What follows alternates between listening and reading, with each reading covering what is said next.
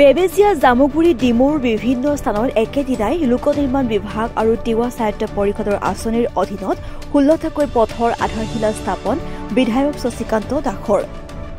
সুদীৰ্ঘ 10 বছৰৰ প্ৰতীক্ষাৰ অন্ত পেলাই আজি একেদিনাই 16টাকৈ পথৰ আধাৰশিলা স্থাপন কৰে ৰহা সমষ্টিৰ বিধায়ক শশীকান্ত দাসে।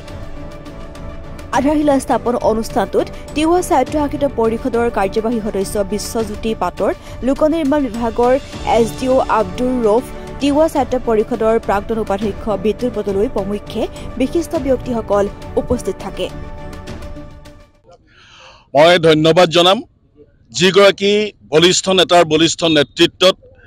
যিগৰাকী নেতাই ৰহা সমষ্টিৰ অভিভাৱক হিচাপে আজি উন্নয়নৰ গোটেই গতিধাৰাটোক আজি আগুৱাই লৈ যোৱাৰ ক্ষেত্ৰত অভিভাৱক হিচাপে সন্মুখৰ পৰা নেতৃত্ব দিছে সেইজন হৈছে অসমৰ জনপ্ৰিয় মুখ্যমন্ত্ৰী ডক্টৰ হিমন্ত বিশ্ব শৰ্মা ডাঙৰীয়া। আজি তেখেতৰ বদন্যতাৰ বাবে আজি ৰহা সমষ্টিত আমি ৰাস্তা ঘাট, আমাৰ স্বাস্থ্য, আমাৰ শিক্ষানুষ্ঠান আজি বিভিন্ন ক্ষেত্ৰত আজি আমি যথেষ্টখিনি আগুৱাই যাবলৈ আমি সক্ষম হৈছোঁ। আজিৰ দিনটোতে আমি আমাৰ যোৱা সময়খিনিত মুখ্যমন্ত্ৰী ডাঙৰীয়াই আমাৰ 10 কোটি টকাৰ ব্যয় সাপেক্ষে যি আমাৰ মুখ্যমন্ত্ৰী উন্নত প্ৰকল্পত যিটো পেকেজ আমাক দিছিলে সেই পেকেজটো আমাৰ আপোনালোকে দেখিছে যে ডিমুৰ পৰা আমাৰ নগাঁৱলৈ যোৱা যিটো আমাৰ ৰাজ্যিক যিটো ৰাষ্ট্ৰীয় ঘাইপথ এইটো ৰাজ্য ষ্টেট হাইৱে যিটো অল 37 এইটো ষ্টেট হাইৱে আমাৰ যাতায়াতী ব্যৱস্থাটো ইমান দুৰ্ভোগ ভুগিব লগা হৈছিলে সমূহ ৰাইজে। মই ধন্যবাদ জনাম যে সদৰ সমষ্টিৰ সন্মানীয় বিধায়ক ৰূপক শৰ্মা ডাঙৰীয়া আৰু আমি দুইজনে লগ হৈ পেলাই আজি মুখ্যমন্ত্ৰী ডাঙৰীয়াই দিয়া এই 10 কোটি টকাৰ পৰাই আমি 2 কোটি টকা আমাৰ যিখিনিলৈকে আমাৰ নতুনকৈ সীমা নিৰ্ধাৰণ হৈছে, সমষ্টি নিৰ্ধাৰণৰ যিখিনি সীমা হৈছে তালৈকে আমাৰ ৰহা সমষ্টিৰ প্ৰায় 3 কিলোমিটাৰ আমাৰ সেইখিনি পুনৰ নিৰ্মাণ কৰা হ'ব আৰু তাৰ পৰা আমাৰ নগাঁও কলেজলৈকে এইখিনি আমাৰ নগাঁও বটদ্ৰৱা সমষ্টিৰ পৰে আমাৰ সন্মানীয় বিধায়ক ৰূপক শৰ্মা ডাঙৰীয়াই ইয়াৰ লগত সংযোগ কৰি পেলাই এই গোটেই ৰাস্তাটো পকীকৰণৰ ক্ষেত্ৰত আজি এটা ঐতিহাসিক সিদ্ধান্ত গ্ৰহণ কৰা হৈছে। আজি সেই কামৰ শুভাৰম্ভ ইতিমধ্যে আমি কৰিছোঁ। দ্বিতীয়তে আমাৰ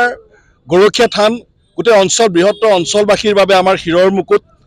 অসমৰ বিভিন্ন ভক্তপ্ৰাণ ৰাইজে আহি জামুগুৰি গৰখীয়া থানত বিভিন্ন শৰাই শলিতাৰে আধ্যাত্মিকতাৰে আহি পেলাই ভক্তিৰ ৰসেৰে তাত এটা সেৱা শলিতা জ্বলায়। কিন্তু ৰাস্তাটোৰ ইমান এটা দুৰ্ভোগ ভুগিব লগা হৈছিল যোৱা সময়খিনিত, সেইকাৰণে ইয়াৰ পৰা প্ৰায় আমি 3.5 কোটি টকা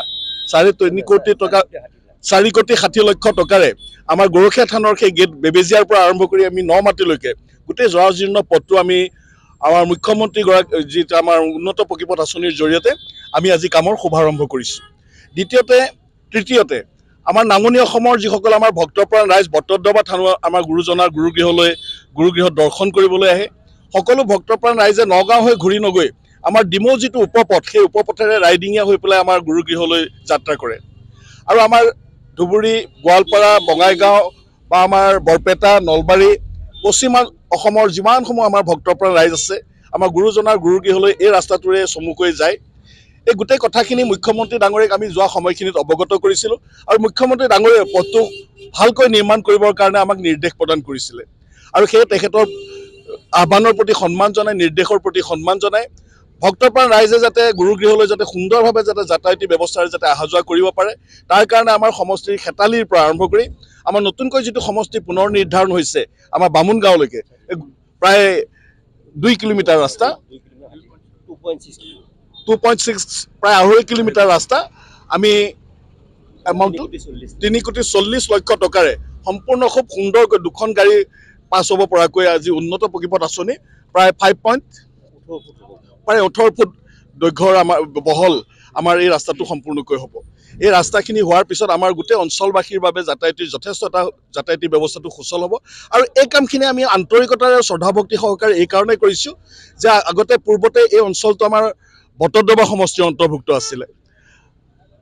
এতিয়া যিহেতু ৰহা সমষ্টিৰ লগত অন্তৰ্ভুক্ত হৈছে আমাৰ বৃহত্তৰ অঞ্চল আমাৰ খিলঞ্জীয়া ভূমিপুত্ৰসকলৰ প্ৰতি আমি সন্মান জনাই আমি ঐক্যবদ্ধভাৱে যাতে 61 নং ৰহা সমষ্টিত যাতে আমি যাতে ভাৰতীয় জনতা পাৰ্টীৰ আমাৰ যিটো শক্তিশালী স্থিতি আমাৰ মুখ্যমন্ত্ৰীগৰাকীক যাতে আমি শক্তিশালীভাৱে যাতে আগুৱাই লৈ যাব পাৰোঁ তাৰ প্ৰতি শ্ৰদ্ধা ভক্তি সহকাৰে আমি আশা ৰাখি বা এটা পৰিকল্পনা প্ৰস্তুত কৰি আমি গোটেই 10 কোটি যিটো আমাৰ মুখ্যমন্ত্ৰী উন্নত প্ৰকল্প আছিলে আমি নতুন সমষ্টি আমাৰ এই অঞ্চলৰ আমাৰ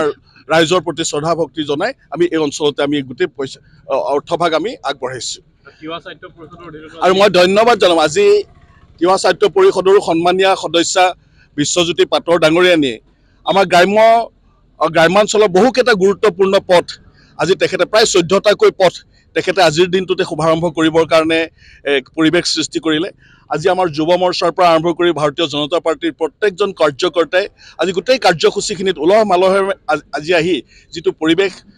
উমাল পৰিৱেশ সৃষ্টি কৰিছে মই প্ৰত্যেকজন ভাৰতীয় জনতা পাৰ্টিৰ কাৰ্যকৰ্তালৈ মই আন্তৰিক ধন্যবাদ আৰু কৃতজ্ঞতা জনাইছোঁ। আমাৰ মাজত নগাঁও জিলা